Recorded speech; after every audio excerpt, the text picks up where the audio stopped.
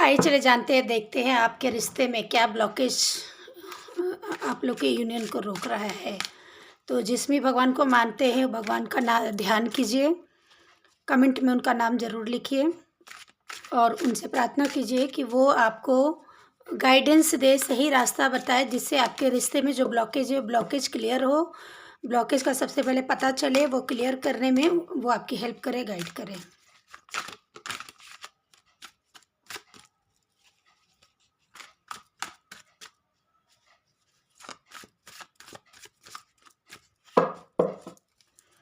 सबसे पहले तो देखते हैं आपके रिश्ते में ब्लॉकेज क्या काम कर रहा है।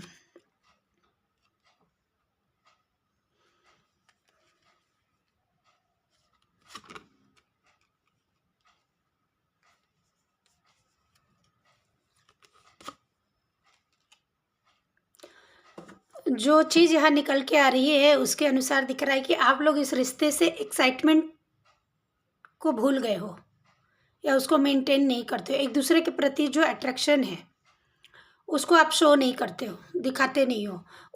उस चीज़ को आपको शो करना चाहिए, प्रेजेंस करना चाहिए। जबकि आप लोग इशू वाले, लड़ाई झगड़े वाले बातों पर ज़्यादा फोकस करते हो, वो टॉपिक ज़्यादा छेड़ते हो जिससे झगड़े होते हैं, और फिर ठीक करने के लिए भगवान के बाहर सहारे छोड़ देते हो। मतलब जो होगा वो अपने आप ही होगा, एफर्ट कुछ भी नहीं लेते हो। तो ये चीज़ें यहाँ पर दिख रही है कि एफर्ट आप लोग नहीं लेते हो, समय पर, ईश्वर पर सब छोड़ देते हो, जो ब्लॉकेज का काम करते हैं। यहाँ पर आपके रिश्ते को ठीक करने के लिए आपको पहल करनी पड़ेगी। कहते हैं ना, भगवान भी उसकी मदद करता है जो अपनी मदद खुद करता है। तो यहाँ पर आपको अपनी मदद करनी है, अपने रिश्ते के लिए आपको एफर्ट लेना है, आपको मेहनत करनी है, ये कह रहे हैं ईश्वर। और देखते हैं और ब्लॉकेज को क्लियर करने के लिए क्या कह रहे हैं, क्या करना चाहिए आपको, ये देखते हैं। ब्लॉकेज को क्लियर करने के लिए क्या है।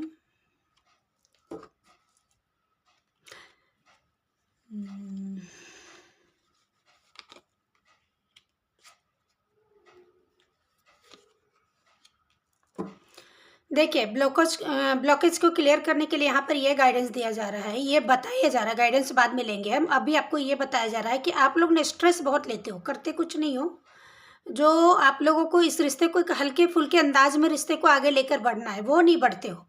बेकार की चीज़ों में स्ट्रेस ज़्यादा लेते रहते हो, स्टेबिलिटी पर ध्यान नहीं देते हैं।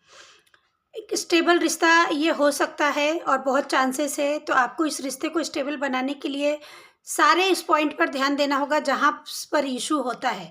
उन चीज़ों को अवॉइड करना होगा, इग्नोर करना होगा, या फिर म्यूचुअल अंडरस्टैंडिंग से उस चीज़ों को क्लियर करना होगा। पास्ट में जो हुआ है, आपने दिल दुखा दिया उनका, या उनकी वजह से आपका दिल दुख गया, या किसी और ने कुछ प्रॉब्लम क्रिएट किया और आप दोनों ने उस चीज़ को सफ़र किया। ये जो चीज़ें आप लोग के रिश्ते में रही है, उन चीज़ों से बाहर निकलना पड़ेगा। ये इशू तभी क्लियर होंगे जब इन चीज़ों को आप साइडलाइन करके सिर्फ अपने आप पर, अपने रिश्ते पर, आप दोनों एक दूसरे के साथ अपने कनेक्शन पर ध्यान देंगे, तभी जाके रिश्ता ठीक होता हुआ दिख रहा है। इशू तभी क्लियर होंगे। देखते हैं और ईश्वर से पूछते हैं, ईश्वर बताइए करना क्या चाहिए इनको,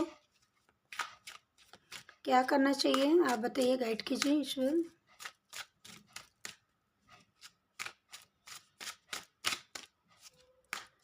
क्या गाइड कर रहे हैं ईश्वर, बताइए, गाइडेंस बताइए।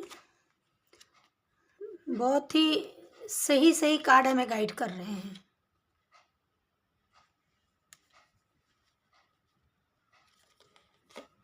ये देखिए, बहुत अच्छे कार्ड्स है। नाइट ऑफ कप्स, मतलब ये गाइडेंस आपको ये दिया जा रहा है कि आप अपना प्यार शो कीजिए, अपने इमोशंस को शो कीजिए, भगवान भरोसे मत बैठे रहिए, या फिर चीज़ें जब होना होगा तो होगा, मैं कुछ एफर्ट नहीं लेने वाला, ऐसा सोच थॉट मत रखिए। जो भी रीडिंग देख रहे हैं, आप देख रहे हैं, आपके पार्टनर को आप भेजना चाह रहे हैं तो उन्हें भी भेज सकते हैं इस रीडिंग को। आप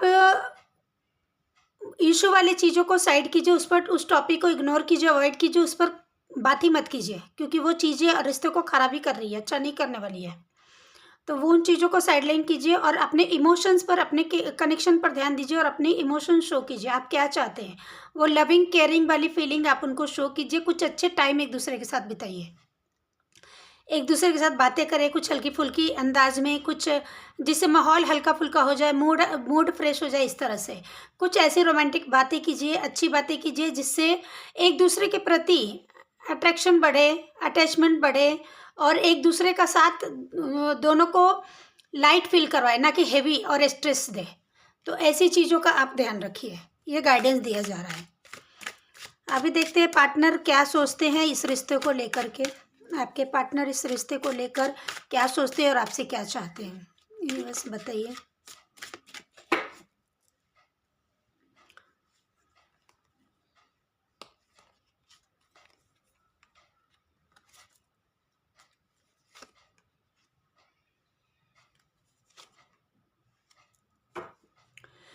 आपके पार्टनर चाहते हैं कि आप इस रिश्ते में स्टेबिलिटी लाएं। आप कोशिश करें कि ये हर समय ऐसी बातें जो होती है आपके साइड से भी हो सकती है, या सिचुएशन कुछ ऐसा होता होगा जिससे रिश्ता खराब ही होता है, तो वो कहते हैं नहीं, अपने कनेक्शन पर ध्यान दो, अपने इमोशंस पर ध्यान दो। वो ऐसा चाहते हैं। एक पास्ट लाइफ कनेक्शन है, एक अटैचमेंट है, एक कहते हैं ना, इसको एक्सप्लेन नहीं कर सकते, बाकी सारे रिश्तों से अलग है आपका रिश्ता। इस चीज़ को रियलाइज आपको है, लेकिन आप इस चीज़ को फॉलो नहीं करते हो, उनको ऐसा लगता है। और चीज़ें ख़राब जो करते हो, बार बार आप कुछ ना कुछ ऐसा कर देते हो जिससे चीज़ें ख़राब हो जाती है, तो उन चीज़ों को ख़राब ना करो, क्योंकि ये अपनी तरफ से ऐसा नहीं चाहते हैं कि चीज़ें ख़राब हो।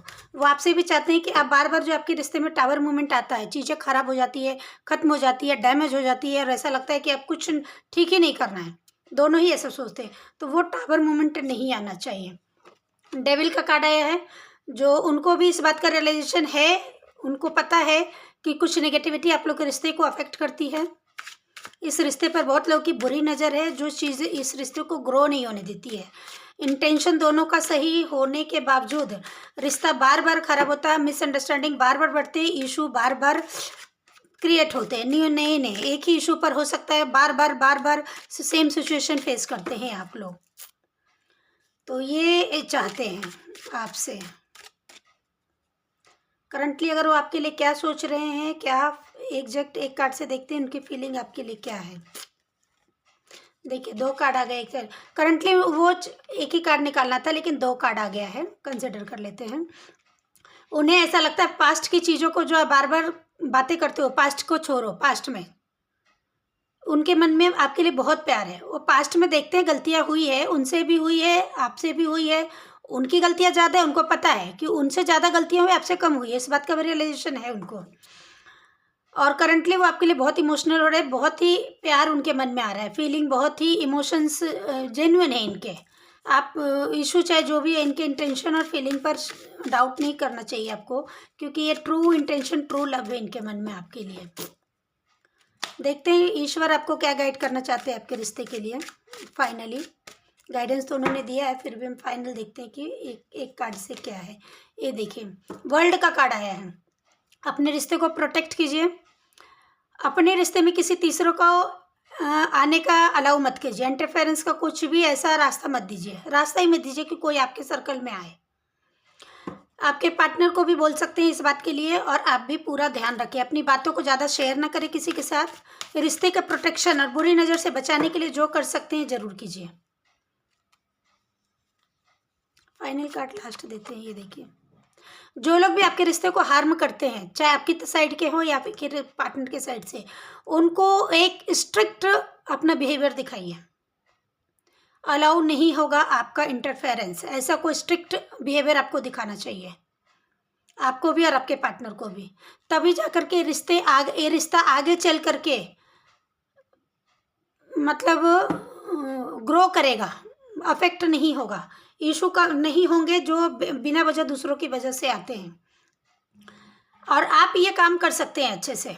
अगर आपके पार्टनर इसमें ज़्यादा कुछ नहीं कर पा रहे हैं, तो आप ये स्टैंड ले सकते हैं बिना कुछ लड़े झगड़े, कुछ नहीं, बस सिर्फ अपने बिहेवियर से, अपने सेल्फ रिस्पेक्ट में रहिए और अपनी बाउंड्री एक सेट करके रखिए।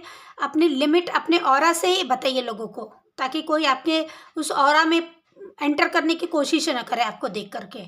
तो कहते हैं ना, साइलेंस भी बहुत कुछ कह देता है, तो जो वर्ड्स नहीं कह पाते हैं। तो यहाँ पर आप अपने वर्ड्स का इस्तेमाल ना करें, आप अपने साइलेंस का कुछ इस तरह इस्तेमाल करें कि लोग खुद ब खुद समझ जाए कि आपके मामले में उन्हें नहीं आना चाहिए, आपकी रिश्ते में किसी को इंटरफेयर करना नहीं चाहिए, अगर करेंगे तो बहुत बुरा हो जाएगा उनके साथ। तो ये चीज़ें आपको कही जा रही है कि इस चीज़ को आप समझें, ठीक है। ये देखिए स्टेबल कनेक्शन है, ईश्वर का आशीर्वाद है, ये पार्टनर भी आपको खोना नहीं चाहते हैं और आप भी अपने पार्टनर को खोना नहीं चाहते हैं। तो रिश्ते पर ध्यान दीजिए, कनेक्शन पर ध्यान दीजिए और ये रिश्ते को ग्रो होने दीजिए। रीडिंग को जरूर क्लेम कर दीजिए, लाइक कर दीजिए, सब्सक्राइब कर दीजिए।